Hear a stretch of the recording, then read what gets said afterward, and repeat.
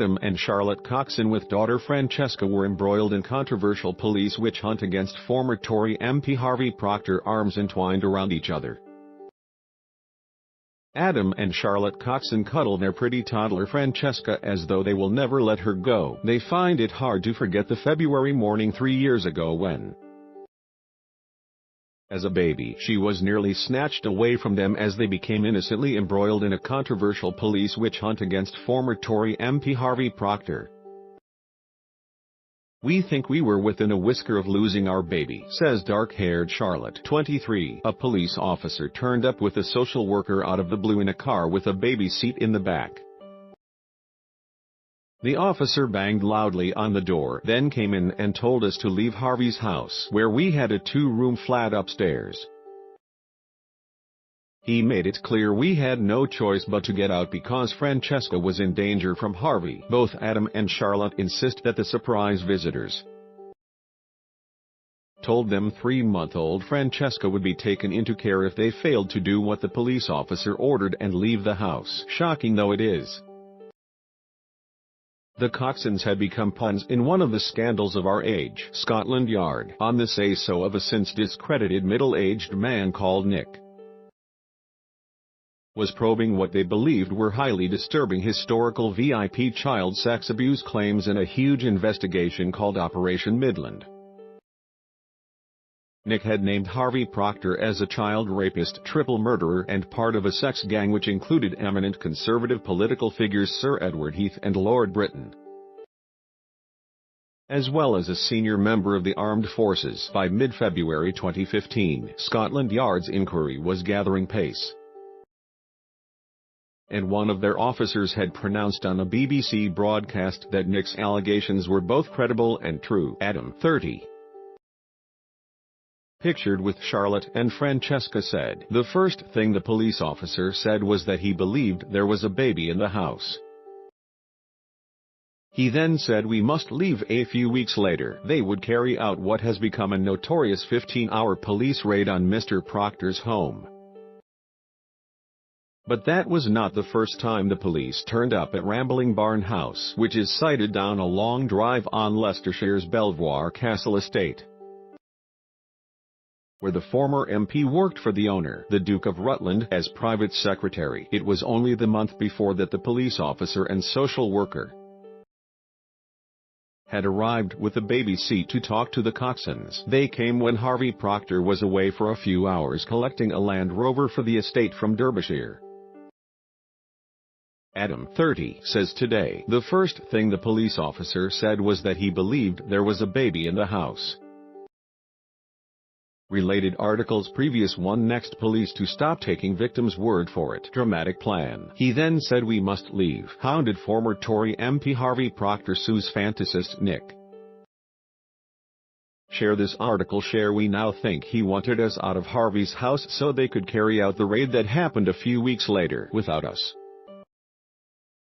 and our baby getting in the way. That day they came to see us. They were at Barn Farm for nearly 3 hours asking questions. I had to ring the Duke of Rutland's partner, Andrea, for help because we had nowhere to go and live. Charlotte was a care worker, while Adam had worked as a driver for the Duke and Duchess, who are estranged but both live at the castle for around a decade. He also organized the musical entertainment for private functions enjoyed by the aristocratic family and their often famous guests. His closeness to the family who owned the estate was a lifeline that day. Andrea saved the day by offering to put us up in part of her house, says Adam. So it was that just after lunchtime, Charlotte, Adam and baby Francesca left and were never to make it their home again. By then, Harvey Proctor had returned,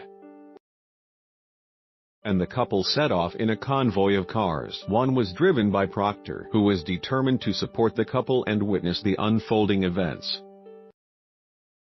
Another by Andrea, and a third contained a police officer and social worker, former Conservative MP Harvey Proctor, pictured at a press conference to launch a book and criticize the bizarre Scotland Yard inquiry into the VIP child sex abuse. They all made their way to the family's new accommodation. There, the officials kept up the inquisition. A 10-minute journey away and just off the Belvoir estate, they asked if the couple knew the history of their friend Harvey, and referred to the year 1987 when his distinctive face was plastered over front pages and TV after he was found guilty of gross indecency with rent boys. The Coxons replied that they did know, that indeed everyone did. The 1987 case had, anyway, involved homosexual dalliances with two consenting young men who were under 21, an illegal act then. But not today, as the age of consent for homosexuality has been lowered to 16. So what on earth had that incident of years ago got to do with them and their 3-month-old baby girl? We were terrified, though, in case they took Francesca, recalls Charlotte. The police had searched Barn Farm and removed a baby sock with a picture of Tigger on it, among other personal things. We said Harvey was our friend and we were happy living with him in the same building. It was terrible. We had separate flats under the same roof, and only shared a kitchen with him and his partner Terry. Worse was to follow, though, as the questioning continued. The police officer and the social worker overheard Proctor saying he would pop back from Barn House later to make sure Adam, Charlotte and baby Francesca had settled into their new lodgings. The former MP was then startled to be told by the police officer that he must never see the baby again. According to legal papers prepared for Proctor's £1 million claim for damages against Scotland Yard and his accuser Nick, the papers argue that it's unlikely his trial of 1987 was the reason for this ban on having contact with the child. They say the inference is there to be drawn that it was based upon the false and malicious VIP sex ring allegations by Nick against Mr. Proctor, and/or was demanded by Scotland Yard. The papers say the police officer from the local Leicestershire Forces Child Protection Squad was also acting on the Yard's instructions when he falsely told Adam and Charlotte that their baby could be legally removed and put in care. I think this threat of losing our baby was made to frighten us so we would get out of Harvey's house quickly. Adam Coxon agrees. We think we were deliberately forced from our home under a false premise. Charlotte adds, we were never given any official paperwork from the police or the social worker about their threat of taking Francesca into care. There was no court order because there was no court hearing. Adam and Charlotte insist that police told them Francesca would be taken into care if they failed to do what the officer ordered. The only thing we got from the police and social services that day was a phone number scribbled on a piece of paper, and that turned out to be wrong anyway. Harvey Proctor relates the same shocking story in his memoir. It lays bare the nightmare of being probed over the allegations of child murder and pedophilia in connection with Operation Midland, called Credible and True. Written since those disturbing events. He also recalls the moment that day in February 2015 when he was told by the police officer and the social worker that he could never see baby Francesca again because of what happened to you in 1987. That had nothing to do with children, he writes. I was shocked and almost rendered speechless. I felt sick, as if I had been kicked in the stomach. I had not even cuddled the baby for fear that I might drop her. He adds in the memoir, I believe illegality took place that day on the Belvoir estate. It was abhorrent. The authorities had attempted to effectively kidnap a baby. This week, he told me, the police had broken up our family unit. Albeit an unusual family unit, but one that worked for us. I believe they used subterfuge to get Adam, Charlotte and the baby out of the house. And it had nothing to do with me and children. Last night, Leicestershire police declined to comment on the Coxon family and the specific incident at Barn Farm. The Mail asked if the forces officer had threatened to take baby Francesca into care. If so, what was the purpose of such a threat when there have never been any care proceedings instituted and the child remains with her parents. A spokesperson said, "We are aware of the content of Mr. Proctor's book and the chapter which references Leicestershire Police." The force said all further queries regarding Operation Midland should be addressed to Scotland Yard. Former Metropolitan Police Commissioner Sir Bernard Hogan Howe apologized to Mr. Proctor for significant failings in the Met's investigation into an alleged VIP pedophile ring is for the bewildered and virtually homeless Coxons. They were left to get on with their lives by the summer of 2015. After the lengthy police raid on Harvey Proctor's barn farm by Scotland Yard in March that year, they moved away from the Belvoir Castle area to live abroad in a Spanish village near Seville. "We always wanted to spend the first year of Francesca's life in Spain, but the threat to her made us do it," says Charlotte. "We were a unit.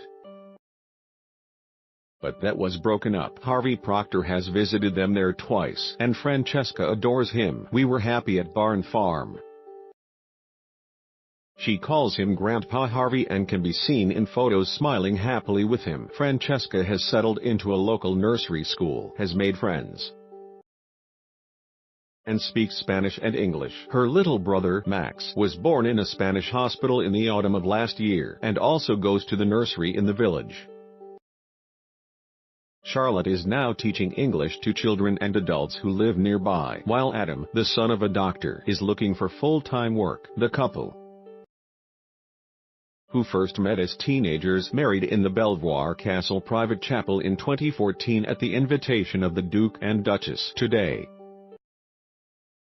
they miss their old life in the shadow of one of England's grandest homes, and they are determined to speak out about their ordeal at the hands of the police. They are also considering a claim for damages against Scotland Yard, Leicestershire Police and the local social services for forcing them from their home, threatening to take Francesca into care, and contributing to their decision to emigrate, which meant they lost their livelihoods in Britain. "We have never been back to the UK together as a family group because of the trauma of it," Charlotte said. "It is something we can't just forget. That means we miss our close relatives and friends in England." Adam adds protectively, "I can still see that small car that arrived with the police officer and the social worker parked outside our house. It was silver with 3 doors and had the baby seat ready for Francesca. It is a sight that haunts us and always will." So it is that the aftershocks from the historic sex allegations made by Nick continue to shatter lives. Where the freaks at?